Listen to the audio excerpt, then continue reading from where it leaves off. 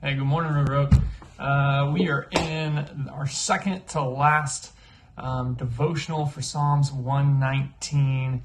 And if you have watched every video for the whole Psalms 119 devotional series, I just want to give you a round of applause. I think that's amazing.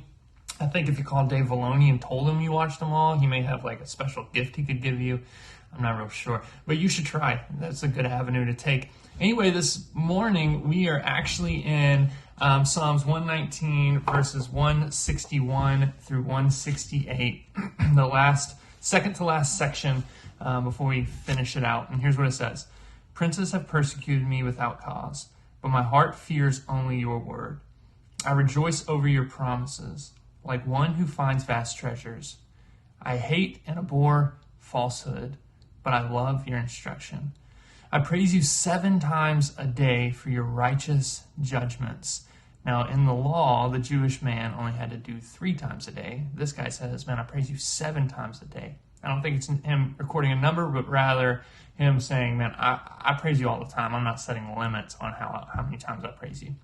He says, abundant peace belongs to those who love your instruction. Nothing makes them stumble. Lord, I hope for your salvation and carry out your commands. I obey your decrees and love them greatly. I obey your precepts and decrees, for all my ways are before you.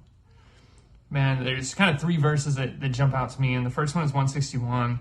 He says, princes have persecuted me without cause, but my heart fears only your words. He says, man, regardless of all the things going on in life, all the things that are persecuting me or that are dragging me down or pulling me down, he says, man, I fear only your word. Like the thing that I revere and that I find honor in and that I meditate on, and the thing that I make a priority, he says, man, it's only your word. And I believe it leads him to the next verse. And he says, and therefore I rejoice in your promises. Why? Because I find vast treasures in the time I take meditating and fearing and revering your word, that I find there are treasures in it.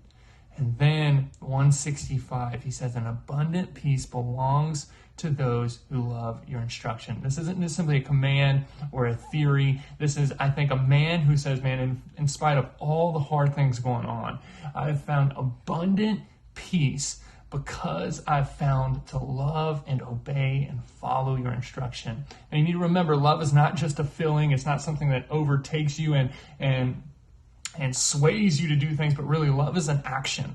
Love is when you choose to sacrifice for something else or someone else. And so to love God's word and say, man, I love God's word, is to sacrifice your own time to spend in God's word.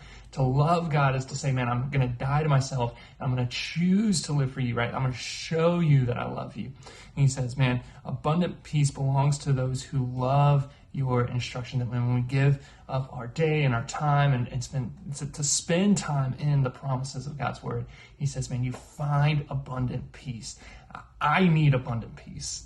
I'm sure you're in a place where you're like, man, I can use more peace. Like he says, man, this is where we find it when we remember God's promises and who God is, when we hear from God, not just reading a book, but hearing from God. He says, man, you find peace. And so I hope you appreciate that, man. I hope that moves you by his word. Love you guys. Can't wait to see you soon. Bye.